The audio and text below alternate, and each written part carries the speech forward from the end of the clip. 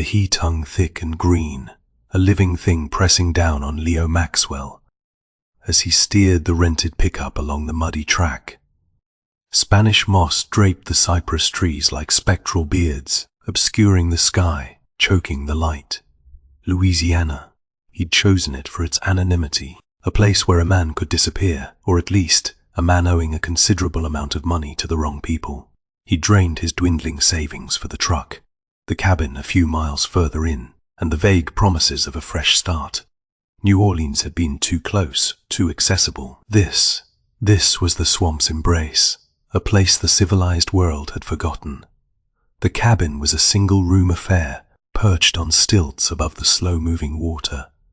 It smelled of damp wood and something else, something elder, like decaying leaves and forgotten secrets. Leo ignored it. It was shelter. That was all that mattered. He hauled his duffel inside, the canvas scraping against the rough, hewn floorboards. Inside were the remnants of his life, a change of clothes, a worn copy of Faulkner, and his photography gear fit as teen. A Canon EOS R5, various lenses, and a selection of memory cards. Photography was the only thing that still offered a flicker of solace, a way to frame chaos, to find beauty in the bleak. He hoped it would be enough to keep the nightmares at bay. He was wrong. Barely an hour after unpacking, a man materialized on the cabin. Old Man Tiber, as he introduced himself, was a study in weathered resilience. His face was a roadmap of wrinkles, his eyes the color of stagnant Bayou water. He smelled of fish and pipe tobacco. "You the fella rentin' this place?" Tiber asked, his voice a gravelly rasp. "That is right," Leo said, keeping his tone neutral. He wasn't looking for conversation. Tiber didn't need an invitation. He settled onto the porch railing, the wood groaning under his weight. "Heard you weren't from around here." "Just passing through," Leo offered, knowing it sounded hollow even to his own ears. Tiber chuckled, a dry, rattling sound. "Passin' through.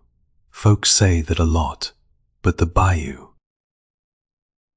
She holds on to things, holds on to people." He paused, studying Leo with those unsettlingly keen eyes. "This ain't a place for hiding, son. It is a place for being found." "I appreciate the warning," Leo said, testing the water. "Warning ain't enough. You need to understand.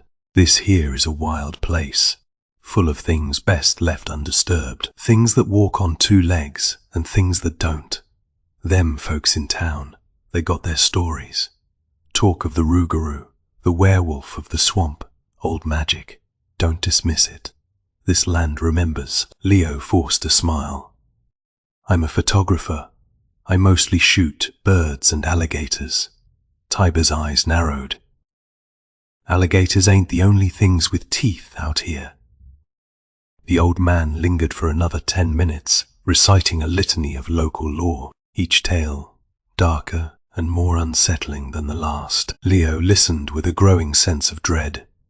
He'd been hoping for peaceful isolation, but the bayou felt anything but peaceful. It was watchful, oppressive, as Tiber finally shuffled away, muttering about restless spirits and the changing of the tides. Leo heard it by a ripple of anxious chatter, drifting from the small town of Bellefleur, a couple of miles down the bayou. He'd driven through it on his way to the cabin. It wasn't a town, not really, more a scattering of houses and boat docks clinging to the edge of the water. He dismissed it as local gossip, small town life unfolding as it always did. He was wrong again. The next morning the chatter had solidified into something more urgent. He walked into Bellefleur to stock up on groceries, and the air was thick with worry. People were huddled in small groups, speaking in hushed tones. He overheard snippets of conversation. "Beau, gone. Boat found. Empty. Search party going out." Beau Devereaux, he learned, was a local fisherman, known for his skill and his solitary nature. He hadn't returned from his morning run the previous day. His boat had been found adrift, engine still running, nets neatly stowed. No sign of a struggle. No sign of Beau. The sheriff, a weary-looking man named Dupree, was coordinating the search efforts, but the mood was grim. The bayou claimed people sometimes. Accidents happened. Still, there was a current of fear running beneath the surface, a sense that this wasn't just another unfortunate accident. Leo found himself drawn into the unsettling atmosphere. He spent the afternoon wandering along the water's edge, his camera his only companion. He photographed the gnarled cypress trees, the shimmering reflections on the water, the intricate patterns of the Spanish moss. The bayou was undeniably beautiful, but its beauty felt tainted, haunted. He captured a stunning image of a great blue heron taking flight, its wings spanning the width of the bayou. For a fleeting moment, he felt a sense of calm, a momentary escape from the crushing weight of his problems. But even as he reviewed the image on his camera screen, he couldn't shake the feeling that he was being watched. Not by an animal, not by a person, by something else. Back at the cabin, as dusk settled over the bayou, casting long, eerie shadows, Leo found the message. It wasn't a phone call, not an email. It was a photograph, slipped under the cabin door. A photograph of Sarah, his ex-wife. She was smiling in the picture, a bright, carefree smile that felt like a betrayal. Someone had taken it from her social media. He recognized the background Fundi, a local park where they used to walk their daughter, Chloe. Across her face, a single, stark red X had been drawn. Leo felt his blood turn to ice. He knew what this meant. It wasn't about the money anymore. They weren't just trying to make him pay. They were trying to destroy him. He grabbed his phone, his hand shaking, but he hesitated. Calling the police would be a mistake. He'd learned that lesson the hard way. The people he owed didn't operate within the boundaries of the law. Any involvement from law enforcement would only escalate things, putting Sarah and Chloe in even greater danger. He forced himself to think, to analyze. Who had access to Sarah's photos? Who knew about their past life? The list was short, terrifyingly short.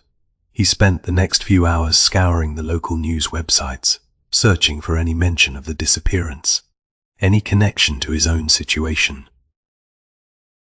He found nothing. The news focused solely on Beau Devereaux and the ongoing search, driven by a potent cocktail of fear and adrenaline. Leo decided to take a drive to try and clear his head. He remembered Tiber's warning about the bayou, holding onto things, and found himself inexplicably drawn towards the spot where Beau's boat had been found. The air was heavy with the scent of decay as he parked the truck and walked along the muddy bank. The boat was gone, secured by the sheriff's department. He walked further, deeper into the tangled vegetation, driven by an urge he couldn't explain. He stumbled upon a clearing, hidden behind a curtain of weeping willows. And there, carved into the trunk of an ancient cypress tree, was a symbol, a circle intersected by 3 curved lines, reminiscent of claws or talons. It wasn't a symbol he recognized. He took several photographs, documenting it from different angles. As he examined the carvings, a movement in the shadows caught his eye. He spun around, his hand instinctively reaching for the small hunting knife he kept in his pocket. But there was nothing there, only the rustling of leaves and the ceaseless drone of insects. He returned to the cabin, the image of the symbol burned into his mind. He needed to know what it meant. He called Tiber, hoping the old man might have some insight. Tiber answered on the 3rd ring, his voice raspy as ever. Leo described the symbol, careful to relay the details accurately. There was a long silence on the other end of the line. Then Tiber spoke, his voice barely a whisper. That is a Veve, an old voodoo symbol, but a corrupted one, not for Callan spirits. No, it is a ward, a protection. Protection against what? Leo asked, his voice tight with apprehension. Against them, against the things that walk in the dark, against evil. Tiber's voice trembled. That ain't a symbol you just stumble across. Son, that is a symbol you draw when you're desperate, when you're terrified. Tiber paused, then added ominously, Beau Devereux, he was a practicing man, knew the old ways. He must have felt something coming. Before Leo could ask another question, the line went dead. He tried to call back, but the number was disconnected. He stared at the photograph of the Veve on his camera screen, the red glow of the display illuminating his face. He was no longer just hiding from creditors. He was caught in something far more dangerous, something ancient and malevolent, and he had a chilling premonition that Beau Devereux hadn't simply disappeared. He'd been taken, and whatever took him was still out there, lurking in the shadows of the bayou. Then, a new sound cut through the night, thuddy, a low, guttural growl coming from the darkness beyond the cabin walls, a sound that spoke of something primal and hungry. Leo grabbed his knife, his heart hammering against his ribs. He shone his flashlight into the blackness, the beam cutting through the trees. He saw nothing, but he knew with a sickening certainty that whatever was out there was watching him, waiting, and the symbol on the tree, the ward against evil, felt less like a protection and more like a warning he hadn't heeded. The growl came again, closer this time, and then a pair of eyes glowing red in the darkness. Not animal eyes, eyes that held a terrifying intelligence. The red eyes lingered in his memory, imprinted on the backs of his eyelids. Leo hadn't slept, not a wink. He'd spent the night huddled in the cabin, knife in hand, listening to the sounds of the bayou, each rustle of leaves, each splash of water amplified into a potential threat. The growl hadn't returned, but the oppressive sense of being watched hadn't diminished. Dawn arrived, grey and sullen, mirroring his own mood. He needed to understand what was happening, what Beau Devereux had stumbled upon, what the symbol meant. He needed answers, and the residents of Bellafleur, despite their reluctance, were his only source. He found old man Tiber at the bait shop, dispensing grumpy advice to a young boy about catfishing. Tiber didn't seem surprised to see him. If anything, he looked expectant. "Sleep any?" he asked, his voice raspy. "Not much," Leo admitted. "I wanted to ask you more about the symbol, the Veve," Tiber sighed, shaking his head. "That symbol. It is bad business. Folks around here don't talk about things like that. It stirs up trouble." Beau Devereux put it on that tree. Was he involved in voodoo? Beau was a curious man, always digging around, looking for something. He studied the old ways, yes, herbal remedies, local legends. He respected the spirits of the bayou, but he wasn't practicing dark magic, not like some. "What do you mean, like some?" Tiber's gaze drifted towards the murky water. "There has always been whispers, stories of folks who try to control the spirits, to bend them to their will. That is when things go wrong. When the Veve turns inward." Leo pressed him. Did Bayou mention anything about being afraid, about seeing something strange? He said he was hearing things, seeing lights in the deeper swamp, sounds he couldn't explain. He thought someone was disturbing, something they shouldn't. Tiber paused, then added, "He spoke a lot about the Rougarou, the werewolf." Leo asked, skeptical. "Don't scoff, son. The Rougarou ain't just a story, it is a warning. A reminder that some things are best left undisturbed. They say it is a shapeshifter, cursed to roam the bayou, hunting for lost souls." The folklore felt absurd, a relic of a bygone era. But the fear in Tiber's eyes was genuine, and Leo couldn't shake the feeling that the rational world he knew was slipping away. He spent the rest of the morning questioning other residents of Bellafleur.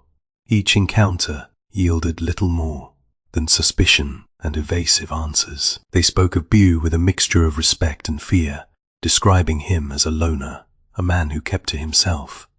Marie Lebeau, a woman who ran the local diner, offered a slightly more forthcoming account.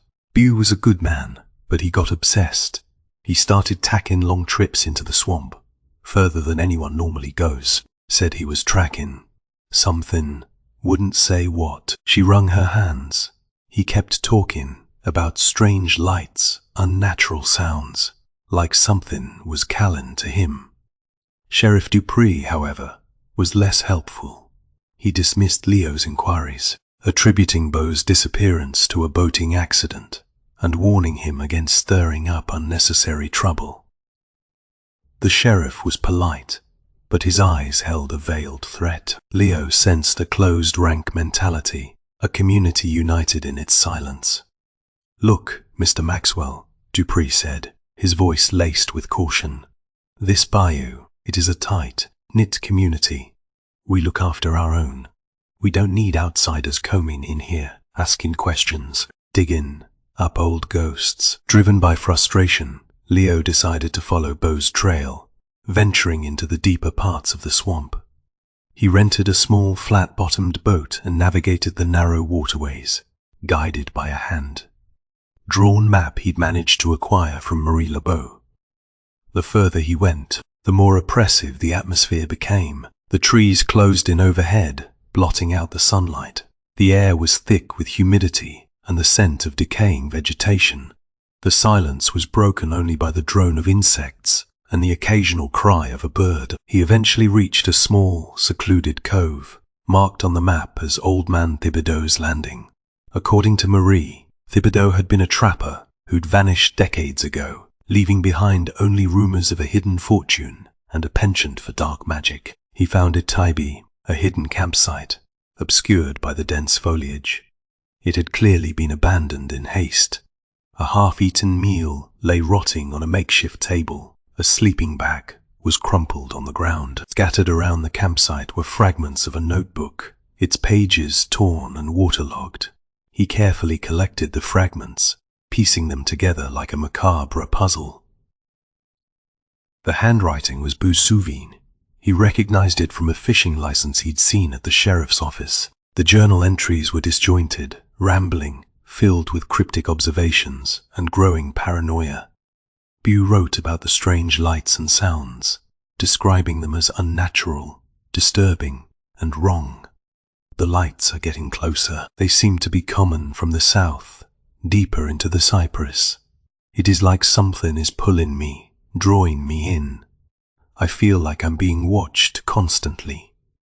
I found something today, an old map drawn on animal hide.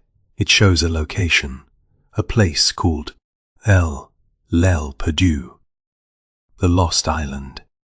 It is marked with the same symbol I saw on the tree. The Veve, the legend, says L'El Perdu, was a sacred site for the early settlers, a place where they performed rituals to appease the spirits of the bayou. But something went wrong. There was a sacrifice, a terrible act. The island was cursed, abandoned, and now I think something is awakening. The last entry was simply a string of frantic scribbles. They're coming. I can hear them. The reeds are whispering. Leo felt a chill crawl down his spine. Bew hadn't simply gotten lost. He'd been investigating something dangerous, something ancient. And he'd vanished after discovering the location of a forbidden ritual site. The Lost Island. He was still sifting through the fragments when he heard the sound of an engine approaching, a motorboat cutting through the water with a predatory hum. He looked up, his hand instinctively reaching for his pocket knife. The boat pulled up alongside the cove, and a man stepped onto the bank. Jules, the hammer, Harmon. Leo recognized him instantly from the grainy photo. His contact back in New Orleans had provided. Harmon was a known enforcer, a collector of debts, specializing in intimidation and violence. The kind of man you didn't want to meet in a dark alley, Fifid, or a secluded bayou cove. Harmon was a mountain of a man, his face scarred and weathered. He wore a black leather jacket and a permanent sneer. He didn't bother with pleasantries. "You Leo Maxwell?" he asked, his voice a gravelly growl. "That depends who is asking," Leo replied, trying to maintain his composure. "Let's just say I'm a friend of a friend." someone who is concerned about your extended vacation. Landing on the fragments of Beau's journal, he smiled, a chilling expression that didn't reach his eyes. "You've been busy, haven't you?" "I'm just a tourist," Leo said, his voice strained. "A tourist who is digging up things he shouldn't be. You got a habit of sticking your nose where it doesn't belong." "Let me give you a piece of advice, Maxwell. Leave this place now, before you get yourself into real trouble." "Trouble?" Leo challenged, his grip tightening on the knife. "I think I'm already in trouble," Harmon chuckled. "You have no idea." He reached inside his jacket, his hand disappearing into the darkness. "I suggest you take my advice, for your own good, and for the good of a certain someone back home." He paused, letting the threat hang in the air. "Consider this a friendly warning. The next time we meet, it won't be so friendly." Harmon didn't draw a weapon, didn't need to.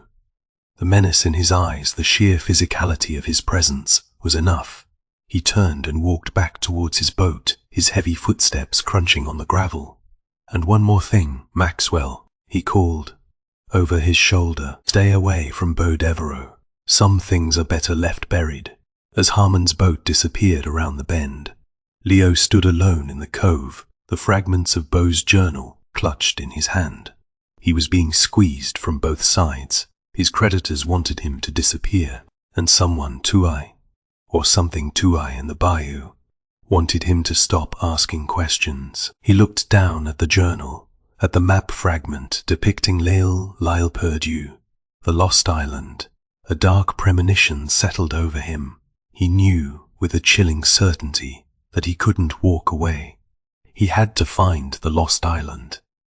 He had to uncover the truth, even if it meant facing the darkness that lurked beneath the surface of the bayou, even if it meant confronting the Rougarou itself. But as he prepared to leave, a new element of dread settled upon him. Scrawled on the back of the map, barely visible beneath the grime, was a single chilling phrase, written in Beau's frantic hand. "The reeds, they whisper your name." The coordinates Beau had scribbled in his journal led Leo to a place reclaimed by the swamp, a skeletal silhouette against the bruised sky, the ruins of what had once been Bellafla Plantation. The main house was little more than a crumbling facade, its grand columns swallowed by vines, its windows empty sockets, staring out at the watery wilderness. An air of profound decay hung over the place, a palpable sense of sorrow and forgotten tragedy. He navigated his boat through a curtain of Spanish moss, mooring it to a rotting dock. The silence here was different, not the peaceful quiet of nature, but a heavy expectant stillness, as if the air itself was holding its breath. He stepped onto the muddy bank, his senses on high alert. Beau's journal had described this place as a wound in the earth, and the description felt disturbingly accurate. The plantation grounds were overgrown, choked with weeds and gnarled trees. Fragments of pottery and rusted metal littered the ground, remnants of a life long gone. It didn't take long to find evidence that someone else had been here recently. A small clearing near the ruins of the kitchen had been used as a makeshift campsite. Fresh animal bones, the deer and raccoon. He guessed 13 lay scattered around a blackened fire pit. Strange markings were etched into the surrounding trees, symbols he didn't recognize, but that felt wrong. A prickly sensation crawled across his skin. He found more markings inside the crumbling remains of the main house. Scratched into the plaster of a decaying wall, a crude rendering of the Veve symbol from the cypress tree. Below it, a series of unintelligible glyphs. He photographed everything, meticulously documenting the scene. As he worked, he began to hear things. Whispers on the wind, too faint to decipher. A rustling in the undergrowth that sounded purposeful. The flickering of shadows in the periphery of his vision. At first he dismissed it as his imagination, the product of sleep deprivation and mounting anxiety. But the sensations persisted, growing stronger, more insistent. He found himself jumping at every sound, constantly scanning the darkness. The rational part of his brain told him it was just the play of light and shadow, the wind in the trees. But another, more primal part of him felt a growing sense of dread, a chilling certainty that he wasn't alone. The Rougarou, Tiber's warnings echoed in his mind. He'd scoffed at the legend, dismissed it as folklore. But now, standing in the heart of this haunted place, he couldn't shake the feeling that the stories might be true. He was beginning to question his own sanity. A wave of dizziness washed over him, accompanied by a sharp, throbbing pain in his temples. He leaned against a crumbling wall, closing his eyes, trying to regain his composure, and then the memories came flooding back. The flashing lights of the casino, the clatter of chips, the intoxicating rush of adrenaline, the feeling of being invincible. It had started innocently enough, a way to unwind, to escape the pressures of his job as a photojournalist, but it had quickly spiraled out of control. He recalled the mounting debts, the desperate attempts to win back his losses. The arguments with Sarah, his ex-wife, growing increasingly frequent and bitter. The betrayal, the shame, the hollow ache of losing everything. A montage of broken promises and shattered dreams played out in his mind. His career imploding, his savings disappearing, Sarah leaving him, taking their daughter Chloe with her. The divorce, a brutal and acrimonious affair. He'd lost everything, and it was his own fault. He'd sunk so far into debt that he'd been forced to take a loan from people he wished he'd never met. He'd sworn he could pay it back, that a few big assignments would solve everything. He'd been wrong, dead wrong. Leo shook his head, trying to banish the memories. He hadn't come here to wallow in self-pity. He had a job to do. He needed to focus, but the past had a way of clinging to him, a dark shadow that refused to be shaken off. He continued to explore the ruins, venturing into what had once been the main drawing room. The roof had collapsed, exposing the room to the elements. Rainwater had seeped into the walls, creating grotesque patterns of mold and decay, and that is when he felt it. A cold spot, a sudden drop in temperature. The hairs on the back of his neck stood on end. He spun around, his hand instinctively reaching for the hunting knife in his pocket. The room was empty, but he could sense a presence, a dark, malevolent energy. He felt as if he was being watched, scrutinized by unseen eyes. He strained his ears, listening for any sound, and then he heard it. A soft, dragging sound, coming from the shadows in the corner of the room. He focused his flashlight beam on the spot. Nothing. He took a step forward, his heart pounding in his chest. He swept the beam across the room again, and then he saw it. A fleeting glimpse of movement.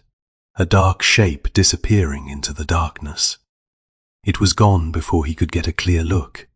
He stood frozen for a moment, his breath catching in his throat. He wasn't imagining things.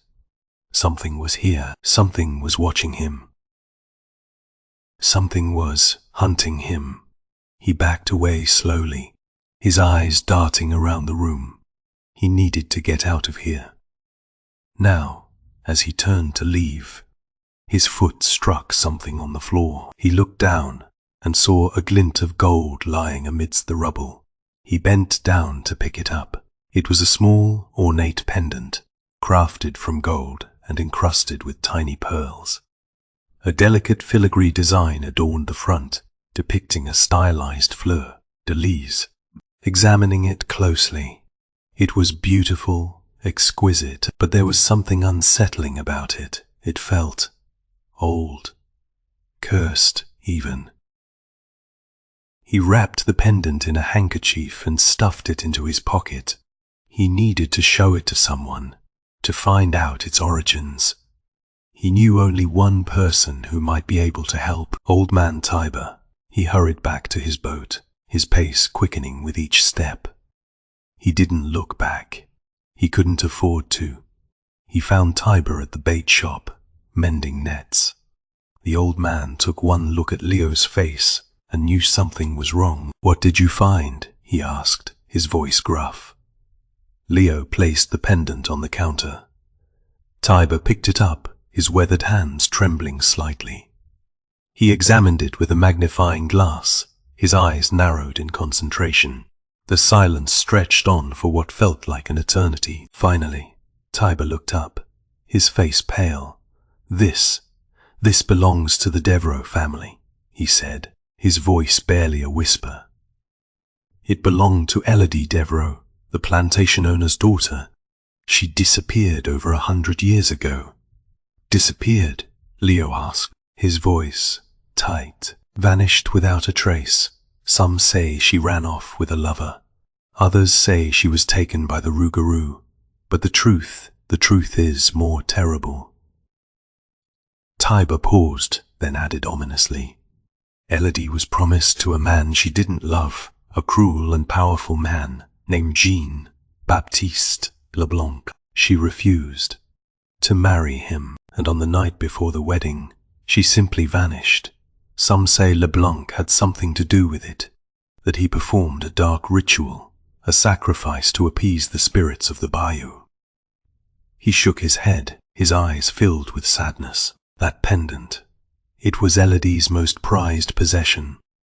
She never took it off. If this is truly hers, then something terrible happened here, something that has come back to haunt us. He looked at Leo, his gaze piercing.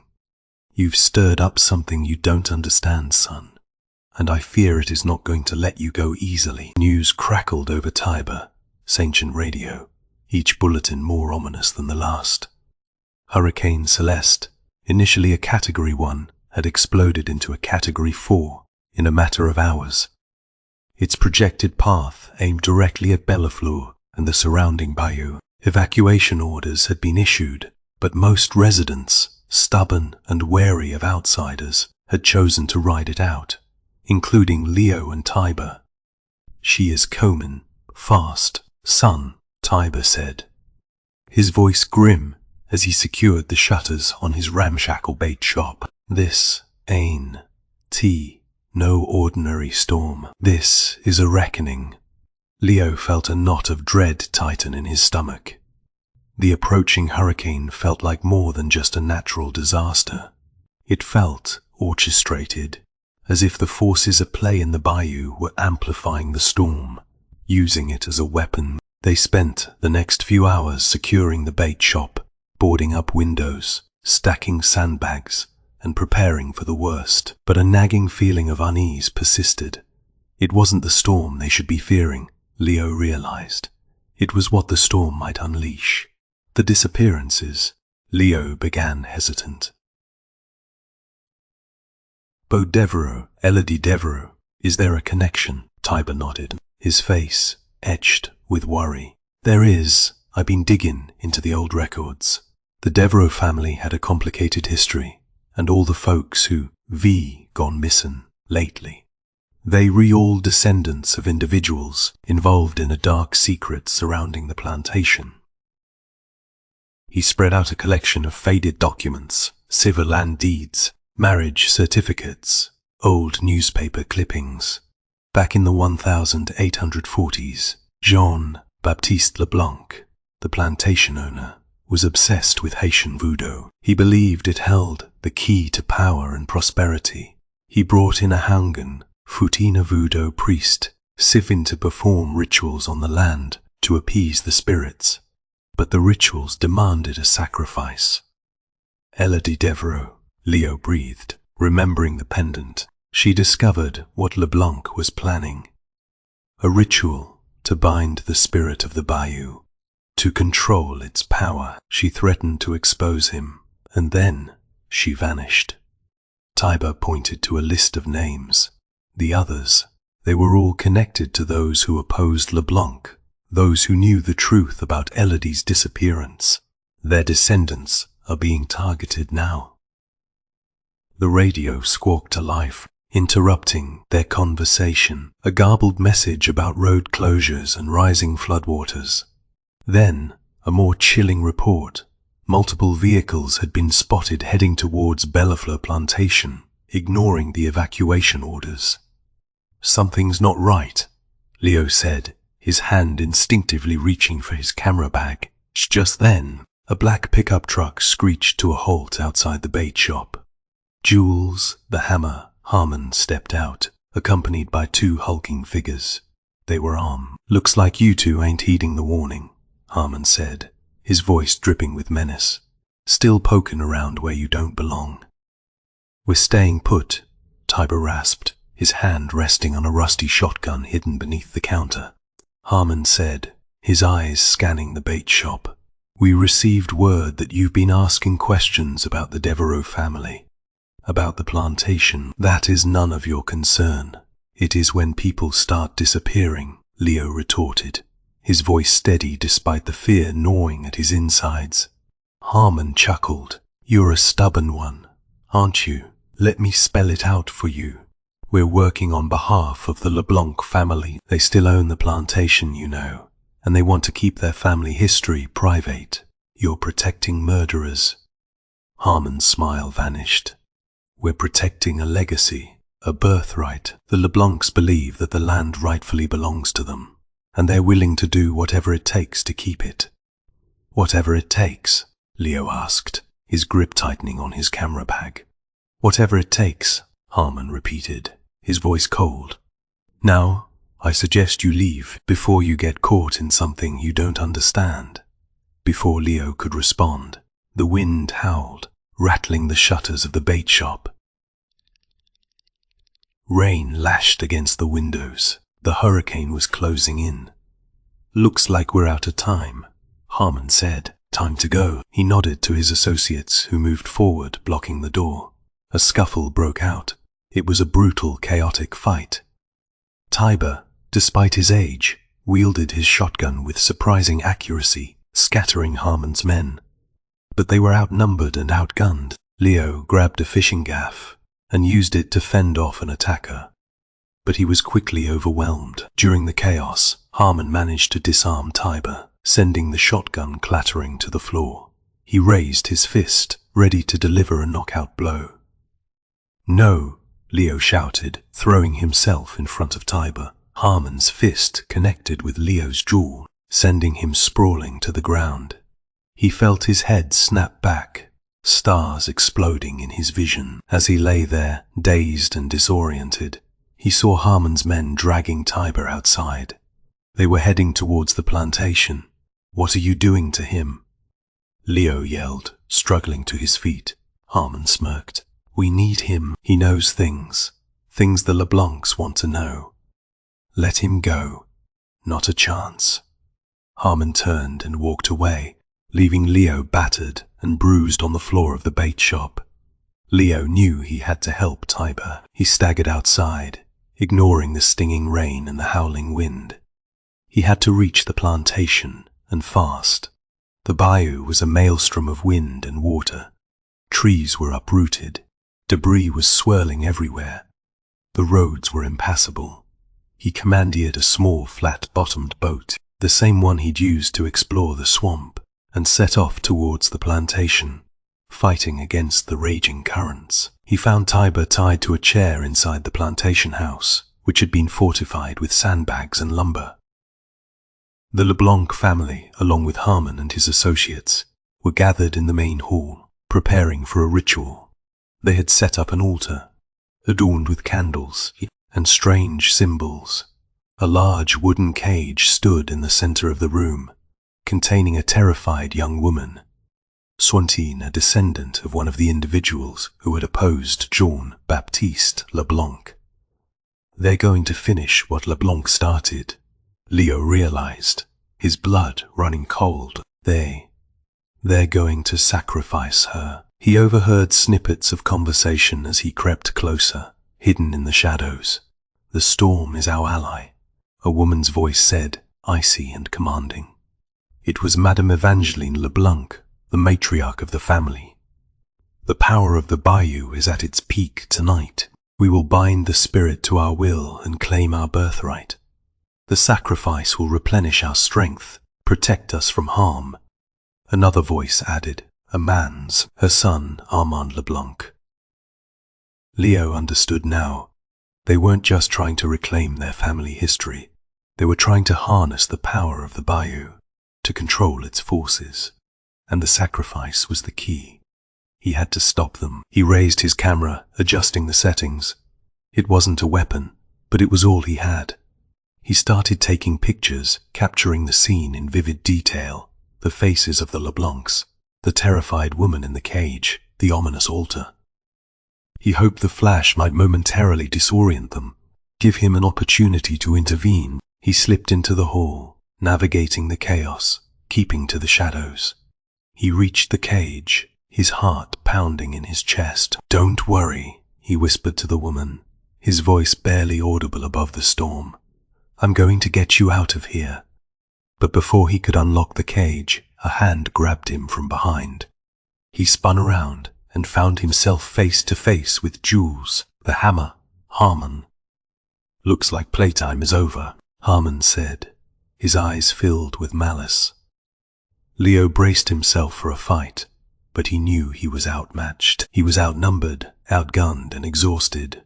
He was trapped. He looked towards the altar and saw Madame LeBlanc raising a ceremonial dagger, preparing to strike. The storm raged outside, mirroring the turmoil within him. He had one chance, one desperate gamble. He lifted his camera, aimed it at Madame LeBlanc, and fired. The flash illuminated the room, momentarily blinding everyone. He used the distraction to lunge towards the altar, knocking the dagger from her hand. "Run!" he yelled at the woman in the cage. Chaos erupted. Harmon and his associates lunged for him. The LeBlancs screamed in fury. He didn't have time to fight. He had to get out of there and save the woman. He didn't know how or where he'd go, but he knew he had to try. He glanced back one last time and saw the LeBlancs, their faces contorted with rage, rallying around the altar. They were determined to complete the ritual, no matter the cost, and the storm, their ally, was growing stronger with each passing moment. He had to stop them, even if it was the last thing he did. He turned and fled, sprinting into the darkness, armed only with his camera and his wits. He had to infiltrate the fortified plantation house once more. He had to save the Bayou. Before it was too late, the plantation house was a fortress besieged. Rain lashed against the windows like a relentless assault, and the wind howled like a tortured beast. Lightning illuminated the skeletal remains of the surrounding trees, their branches clawing at the sky. Leo moved like a shadow, hugging the walls, using the storm as his cover. The chaos was his ally, masking his movements, concealing his intent. He'd managed to slip back inside through a broken basement window, navigating a maze of flooded corridors and fallen debris. The interior was a scene of controlled frenzy. The LeBlancs and Harmon's men were fully engrossed in the ritual, their faces illuminated by the flickering candlelight. He overheard their chanting, a hypnotic drone of archaic phrases and guttural sounds. They were invoking the name of a long-forgotten spirit, a primal entity that resided deep within the Bayou. "Shower us your power," Madame Evangeline LeBlanc intoned, her voice raspy with fervor. "Grant us control over this land. Protect us from the storm." He learned more about their motivations. They weren't simply seeking power. They believed the Bayou was a living entity, a force that needed to be appeased. Their ancestors had abused the land, plundered its resources, and enslaved its people. Now, the Bayou was demanding retribution. The ritual, they believed, would re-establish their dominance, bind the spirit to their will, and grant them immunity from the impending storm soon, and from the consequences of their family's dark past. They saw themselves not as villains, but as saviors, protectors of a legacy that was rightfully theirs. Their delusion was complete. He found them gathered in the main hall, the same location as before, but now transformed into a makeshift temple. The sacrificial altar had been moved to the center of the room. The young woman, bound and gagged, lay trembling on its surface. Armand LeBlanc, the family patriarch, stood over her, a glint of manic obsession in his eyes. He was a man consumed by power, driven to madness by generations of arrogance and greed. Leo knew he had to act, and act fast. He moved silently, closing the distance between himself and the altar, but he wasn't alone. A hulking figure emerged from the shadows, blocking his path. Jules, the hammer, Harmon, still causing trouble? Harmon sneered, his hand hovering over the pistol holstered at his side. This has to stop, Leo said, his voice tight. It is already too late, Harmon replied. The ritual is almost complete. A brutal fight ensued. Harmon was bigger, stronger, more experienced. But Leo was quicker, more agile, fueled by adrenaline and desperation. He used his surroundings to his advantage, dodging Harmon's clumsy attacks. Utilizing the wreckage as cover, he managed to disarm Harmon, sending the pistol skittering across the floor. But Harmon retaliated with a savage blow to Leo's face, sending him reeling. As they grappled, Leo noticed something strange, a subtle shift in the atmosphere. A cold gust of wind that swept through the room, extinguishing several candles. He looked towards the windows and saw fleeting shadows moving outside. Not human shadows. Something else, something large and shapeless. Then he remembered Tiber's words. The Rougarou ain't just a story. It is a warning, a reminder that some things are best left undisturbed. And he began to understand. The Rougarou wasn't a single creature. It was a manifestation of the land's anger, a physical embodiment of the collective suffering of those who had been wronged. It was the Bayou's vengeance, unleashed upon the LeBlancs. He saw a flicker of fear in Harmon's eyes. He too had sensed the presence. What the? Harmon stammered, his voice trembling. Leo used the distraction to break free, scrambling to his feet. He grabbed his camera, adjusting the settings for a burst of flash. He knew the LeBlancs were deeply superstitious. They believed in the power of light, the protective properties of certain symbols. He decided to exploit their beliefs, to create chaos and disrupt the ritual. He aimed his camera at the altar and unleashed a blinding barrage of flashes. The LeBlancs shrieked in horror, shielding their eyes. Armand LeBlanc stumbled backwards, knocking over the altar. The sacrificial knife clattered to the floor. The chanting stopped. Blasphemy! Madame LeBlanc screamed. He is disrupting the sacred rite. Stop him! Harmon lunged for him again, but Leo sidestepped the attack, continuing to fire his camera in rapid succession. The flashes illuminated the hall, creating a disorienting strobe effect, amplifying the fear and panic. He noticed the young woman on the altar had managed to free one of her hands. She was desperately trying to untie the ropes that bound her. Leo focused his attention on Armand LeBlanc, the driving force behind the ritual. He aimed his camera directly at the patriarch, unleashing a final blinding flash. Armand LeBlanc cried out in agony, clutching his eyes. He staggered backwards, stumbling into a bookshelf. Books tumbled to the floor, creating a chaotic barrier between them. Leo seized the opportunity and raced towards the altar, freeing the woman from her bonds. Get out of here, he yelled. Run! She scrambled to her feet and fled, disappearing into the darkness. The LeBlancs, enraged and desperate, began to rally. Harmon and his associates charged towards Leo, their faces contorted with malice. He knew he couldn't fight them all. He was outnumbered, exhausted and wounded. It was a losing battle. Then the floor began to tremble. The house groaned under the strain of the storm. Cracks appeared in the walls. Armand LeBlanc, despite his injuries, scrambled back to his feet. He reached for something hidden beneath the altar, a small, ornate box. He opened the box and retrieved a strange artifact. Thufit, a twisted piece of driftwood adorned with bizarre carvings. It pulsed with a dark, malevolent energy.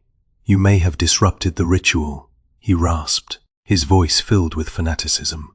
But you haven't stopped it. This is the failsafe, a final offering to appease the spirit of the Bayou.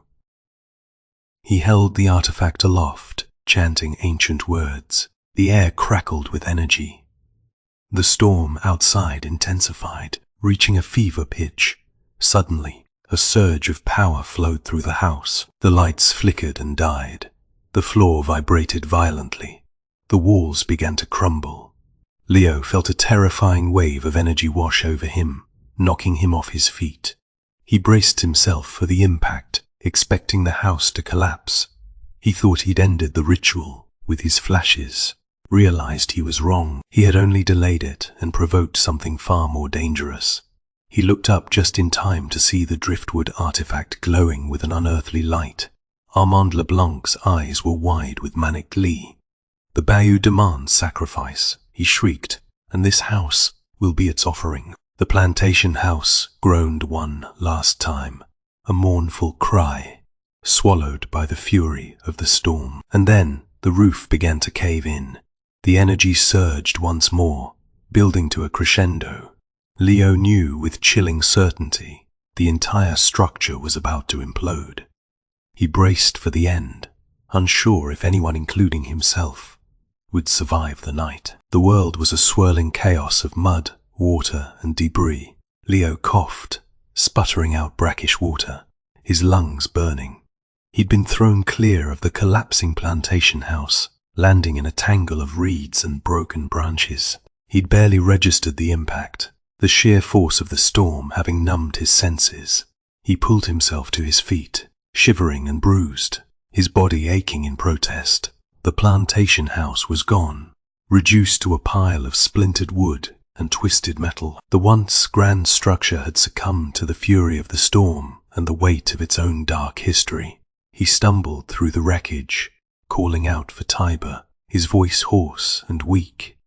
He found the old man wedged between two fallen beams, unconscious but breathing.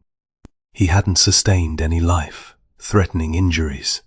It took hours, working alongside a handful of first responders who had braved the storm, to extricate Tiber and transport him to the makeshift emergency shelter set up in Bellafleur's town hall. The Leblancs were apprehended in the aftermath, pulled from the wreckage by the authorities.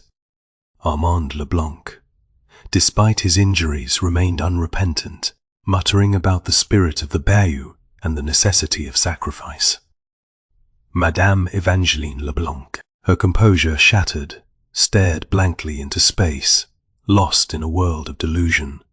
The storm gradually subsided, receding as quickly as it had arrived. As the floodwaters began to recede, the full extent of the damage became apparent. Homes were destroyed, businesses were ruined, and the bayou itself was scarred and ravaged. But amidst the devastation, there was a sense of relief. The nightmare was over. Tiber recovered quickly, his resilience defying his age. Leo visited him every day, bringing what little comfort he could. He'd expected anger, disappointment, perhaps even resentment. Instead, he found a quiet understanding. "You did good, son," Tiber said, his voice still raspy but stronger now. "You faced the darkness, and you didn't flinch. That takes courage." "I nearly got us both killed," Leo countered, his voice heavy with guilt. "Sometimes you gotta risk everything to save what matters. You saved that girl. You stopped them from completing that ritual. That is what counts." Tiber paused, then added, "You been running from something for a long time, haven't you?" Leo hesitated, then nodded. "I messed up, lost my job, my wife, my daughter. I fell into a bad place." He spoke of his gambling addiction, the debts, the shame. The words felt like a weight lifting off his chest. "We all carry our burdens, son," Tiber said gently. "The bayou teaches you that. It shows you the darkness, but it also shows you the light. It is about learning to live with both." The investigation into the disappearances revealed a disturbing truth. The missing people hadn't been abducted, nor were they victims of some supernatural creature. They had willingly participated in the ritual. Desperation and a misguided belief in the promise of power and protection had driven them to seek out the Leblancs. They were all struggling financially, emotionally, spiritually footy, and they had seen the ritual as their only hope. Leo learned that Jean-Baptiste Leblanc hadn't simply sacrificed Elodie Devereaux. He'd cultivated a following among the disenfranchised and the desperate, promising them a better life in exchange for their loyalty and their participation in his dark rites. The cycle of exploitation had continued for generations, fueled by greed and desperation. The realization hit Leo hard. He'd come to the bayou seeking refuge, hoping to escape his own demons, but he'd stumbled into a community desperately in need of healing. He couldn't simply walk away. He decided to stay. He rented a small cottage on the outskirts of Bellefleur, determined to make a new life for himself. He started spending his days exploring the bayou, photographing its beauty, documenting its fragility. He captured the vibrant colors of the wildflowers, the graceful movements of the herons, the haunting stillness of the cypress swamps. He used his photography to tell the story of the bayou, to raise awareness about its unique ecosystem and the challenges it faced. He started an online blog, sharing his images and writing about the importance of conservation. He volunteered his time at the local school, teaching photography to the children. He began to reconnect with his daughter, Chloe, through video calls and occasional visits. He wasn't ready to ask for forgiveness, not yet, but he was determined to prove to her that he was a changed man. He found solace in his work, a sense of purpose he hadn't felt in years. The bayou had stripped him bare, forced him to confront his demons, and given him a second chance. He wasn't running anymore. He was finally facing his past and embracing his future. One evening, as the sun dipped below the horizon, casting a golden glow over the bayou, Leo was photographing a particularly striking scene. A flock of white egrets soared across the sky, silhouetted against the fiery sunset. Later, as he reviewed the images on his computer, he noticed something strange, a fleeting, unexplainable figure in the background of one of the photographs. It was indistinct, shadowy, almost imperceptible, but it was there. He zoomed in on the image, trying to make out the details. It appeared to be a tall, humanoid figure, shrouded in darkness, partially obscured by the trees. It was too far away to identify, but its presence was undeniably unsettling. He dismissed the Rouguereau legend as folklore, a product of superstition and fear. But now, looking at the photograph, he couldn't shake the feeling that he'd glimpsed something real, something ancient, something that still lurked in the shadows of the bayou. He saved the photograph, labeling it unidentified. He knew he might never find an explanation for what he'd seen, but he also knew that the bayou held secrets that were far older and more mysterious than he could ever imagine. He looked out the window, staring into the darkness. The bayou was silent, still, and watchful. He felt a shiver run down his spine. He was no longer afraid. He was at peace. He was home. But he knew, deep down, that the mysteries of the bayou were far from solved, and that the spirit of the land, whatever form it took, would continue to haunt its waters for generations to come. The bayou had given him a second chance. He only hoped he was worthy of it.